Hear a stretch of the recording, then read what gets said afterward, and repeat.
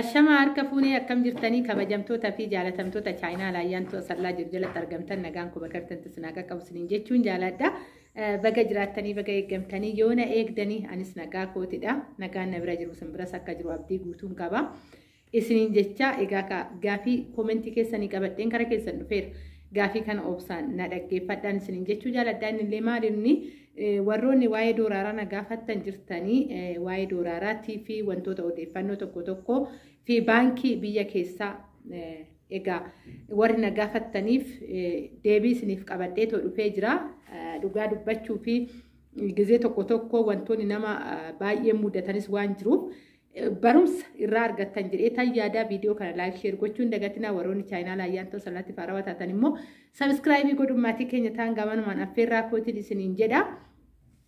Egaa yeroo baay'ee amma yeroo kana keessatti yeroo duraaniitidha malee namni kamuyyuu gabaa gurraachanii qarshii ofii sharafata jechuudha. Baankiin fi gabaa gurraachi egaa garaagarummaa qaba namni kamiyyuu ni beektu. Kanarraa kan ka'e meeqan jira doolaarra jettanii na gaafattanii namoonni baay'eenis immoo biyya keessatti amantii namarraa dhabuurraa kan ka'e qarshii ofii qabatee kara biyyaa dhufe karaa gabaa gurraachaa sokkee zarazarata jechuudha. Gabaa gurraacha irratti cimsee waan dubbachuu qabu jiraate taanan egaa biyya ormaatitti illee jiru jechuufi miti ijoollee baay'een karaa 200,000 jalaa furatamee dallaalonni adda addaa furatanii badanis ni jiru. Ijoolleen baay'een TikTok irratti poostee kan kaadames ni jira. Kan gargaarsa adda addaatiin innis qarshiin isaanii walitti fuudhameef ni jira jechuudha. Harkumaan hojjennee harkuma keenya fuunee kenninu. Garuu hundi keenyaa kana hoggaa hin jedhu ani mataa kiyyaa namuman hin beekne fuula isaa hin beekne ni dhiyaa. Kanan zarachaa ture. Egaa yeroo baay'ee nama akkamiiti namni waaqa isaa sodaatu. Gaafa jenne nama ilma namaa tilmaamee nee hin fidnu gaafa nani kana keessa naannoo akkanaa keessa namni akkanaa gaarii ture gaafa hin jedhu achi keessa namni hamaan jira. Kanuma jechuudha. Ilmi namaa beekteen xumurtu ilma namaayi. Kanaafuyyuu maali kuni kana kuni maalii kiyya kuni akkanatti jechuurraa of eeggannoo goonee namni kun nama akkamiiti jennee namatti hin ergan of eeggannoo godhuu qabna jechuudha. Yeroo baay'ee keessattuu karaa qomootirratti baay'ee dhiiga kiyyaa humaanan godhu dhiiga kiyya nan miidhu jennee wanni yaannu kuni qarshiidha ijoollee. Dhiigummaan kan biraa qarshiin kan biraa. Namoonni baay'een kanaan miidhamanii waan jiran waan ta'eef keessattuu Dubaay keessatti ijoolleen baay'ee boossee natti dhiyaatee dallaalaa siifan erganaan jedhee ganama naa bilbilaa galgala naa bilbilaa nafaana baay'ee haasa'a garuu qarshiitti kenninaan bulookii na godhe jedhee ijoolleen baay'een waa'ee kanaatti irratti bo'anii jiru. Namoonni baay'een illee TikTok irratti argitanii jirtan. Dhiigummaan qomummaan kan biraa namaa quuqamuun kan biraa namaa godhuun kan biraa qarshiin kan biraati. Qarshiin ofumaa siitiifuu dogongorsiistudha. Kanarratti of eeggannoo guddaa godhaan isiniin jechuu jaaladha. Abbaa barbaadaniin ergaddaa garuu nama amanamaa haa ta'u nama rabbi isaa sodaatu haa ta'u nama boruun isaa keessattuu odoo hin dubbatin kanan darbuu hin dandeenye mana dhufanii isinirraa fuudhurra yeroo baay'ee dhokatamee jechuudha kan qarshiin ergatamu. Bakka kanaatti tan dhufaa na eegii jedhanii lookshinii walii erganiiti yeroo baay'ee kan dhufu garuu oduu akkaawuntii isaatirratti yeroo baay'ee akkaawuntiin abbaasanii oduu beekame baay'ee gaariidha. Warri biyya ormaa teessanii achitti baankii achitti dabarsitanii fan isiniin jechaadha. Warra biyya keessatti dhuftanii zarazarattan immoo isiniifan dubbadha. Maaliif akkaawuntii isaa maatiin isin bira hojjettan hoggaa beekan baay'ee tokko gaariidha. Namoonni qulqulluun akkaawuntii ofiin ergu namoonni rakkoo qaban yeroo baay'ee akkaawuntii ofii beeksisuu hin barbaadanii maqaa isaa isa dhugaa ta'e mattaawaqa irra jiru yookaan immoo ishii kaardii ittiin jiraataa biyya sanii ta'e kan ittiin hojjisiifate akka hin beekamne kan barbaadanuu jira jechuudha. Warroonni kanarratti bobba'an daldala kanarratti bobba'an biyya ormaa keessa yookaan isinis mudatee jiru ta'a ani na mudatee waan argeef ani yeroo baay'ee nama olii gadi jijjiiruu kana hin beeku. Bari jennaan nama na barsiise akkanii dhuftee fuudhuu hin dandeessu naannoo kiyyaa maqaa kee naa ergitan jedheen homaa rakkoon hin jiru jedhee maqaa ofii barreessee akkaawuntii ofii barreessee naa ergee jechuudha.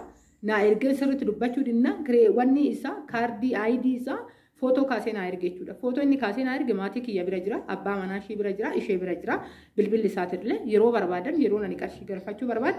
Na ergan osoon akkasitti waggaa tokko akkasuma homa ergee ture tanan nama biraatiin ijoolleen oolmaa gadodhuma waliin haasofnu ka onlaayinii kanarratti nama akkanaatidha naan jedhanii wal barsiisan ijoolleen kana dhaggeeffatte garuu kolfuullee ni danda'u jechuudha.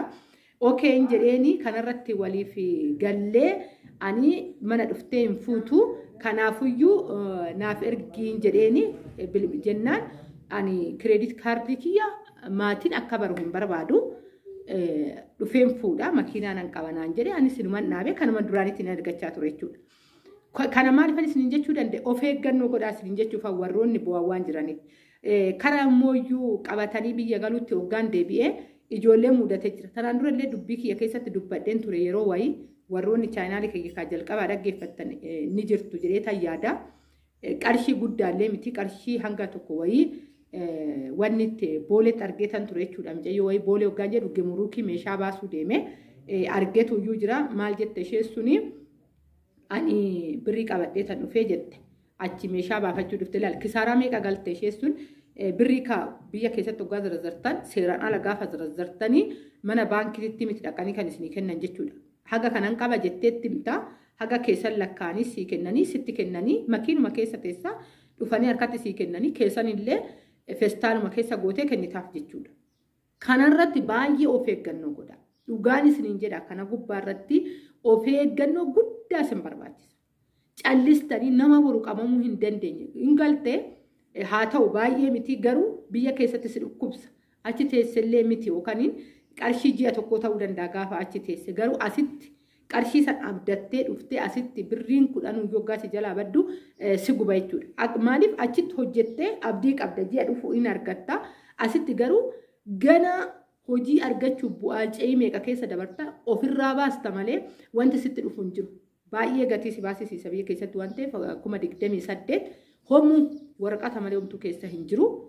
Achi as deebitee gimuruukin guyyaa 3 bulchee algaa guyyaa 3 qabdee isheen ka lixa Oromiyaatii dhuftee karaa Ambootii dhuftee mucaa suni viidiyoo kee ilaalan ture naan jette odoon fiduu baadheettee gimuruukii guyyaa 3 bultee achitti indagana gaafa siif qayyarama gaafa bultee meeshaa gizee baafattu biiroo biraa deemtee qayyaratta gaafa sadaffaa gaafa ishiin imimmaan buustee boossee jira jechuudha. Maaliif makiinaa guyyaa 3 kontiraata qabdee dhuftee 6,000 haga irratti herreegamu laala guyyaa lamaayyuu 12,000 6,000tti dabala kana hunda baastee jechuudha. Egaa gaafa sadaffaa sanuu maal ta'e kanaayyuu itti baastee galtee gaafa sadaffaa sanuu karra keessan gaattee aarii itti baay'ate keessaa jechuudha. Ganaa jijjiireedhaniin gaafa jijjiiruu dhaqxuu saa 12 ta'e warroonni achi biiroo sanii jijjiiran baankii saa 12 cufanii jiru homaa gochuu hin dandeenye indagana guyyaa arfaffaa ishii bultee jechuudha. Birrii waraqata ta'e. Achitti gimuruukin guyyaa 3 fixee guyyaa arfaffaa ishii bulche. Karrarraan meeshaa gaattee jechuudha. Kanaafuu warroonni qarshii guduuffattanii biyya galtanii biyyatti jijjiirranna jettan of eeggannoo guddaa godhaa isiniin jedhaa egaa maaliif yeroo baay'ee gaafii nu gaafannetti daftanii xaalluuf hin godhuu jechuu dandeessan isin fayyada warra fayyadu waan fayyaduufanidha. Dursee kana dubbachuu danda'e gaafa biyya galtan nama qabamuu danda'u qabattanii nama isaan beeku qabattanii deemtanii qarshii keessan jijjiirachuu qabdan malee furuufumatti callistanii namumti bilbila isiniif kenne deemtanii jijjiirratanii gudii of hin godhina. Namoonni baay'een qarshii waggaa 2 waggaa 3 furatee galee biyyatti jijjiirachuu barbaadu baay'ee waan jiruufidha. Kara minezaarii waggaan deemee ani ofii kiyyaa ka hin beeku zaradhee hin beeku jechuudha. Walumaa galatti kala gabaa gurraachatti biyya galee zarazaree hin beeku. Kanaafuyyuu namarraa akka odeeffannoo dhagayetti meeqaan jira qarshii 110 jira gabaa gurraacha jechuudha. Ani garuu kanan beeku baankiidha. Baankii 55 jira jechuudha. Yeroo kanatti kan kanarraa hafe garaagarummaa isaa laalaaka 55dha kara birrii 55 moo birrii 50 meeqa waan akkasiiti jechuudha. Garaagarummaan isaatuyyuu kan jiru baay'ee jechuudha. Dachaa isaatidha jechuudha garaagarummaan gaafa laaltu. Garuu amanamummaan hagami jettanii gaafa laaltanii baay'ee ni ulfaata isiniin jechuun jaaladha.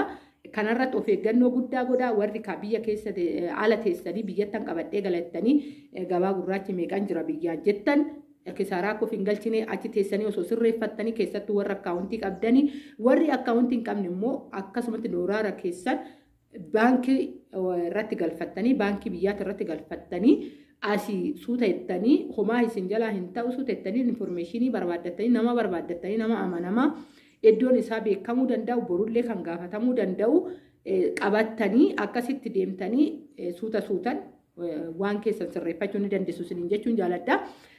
Biyya keessatti inni guddaan of eeggannoo godhuu qabdan kanaadha jechuudha. Namas immoo naa barbaade jettanii namatti baay'ee hin michina baay'ee ulfaata jechuudha. Yeroo of amanuun dhabame gubbaarra irraa maaliif namni amma kallattii adda addaatiin hojii barbaada. Karaa salphaadhaan jijjiiramuu barbaada ilmi namaa dhugaan isin jira. Nama muraasadha kan rabbii ofii sodaatetoo jiraatu kanan qabutti hin gammadee rabbii koo sodaadhetoo jiraadha kan jedhu nama xiqqoodhaan isiniin jechuu jaaladha. Kanaafuu baay'ee of eeggannoo godhaadhaan isiniin jedha warri dooraara nagaa fattaniif kanaadha. Isiniin jedha irraa barattan jedhee tananii abdii qaba. Viidiyoo tana warri odeeffannoo kanatti gammaddan laayik sheer gochuu hin dagatina. Baay'een isin jaaladha baay'een isin kabaja bakka itti nagaa naataa aga viidiyoo biraatti walitti deebinutti baay'ee.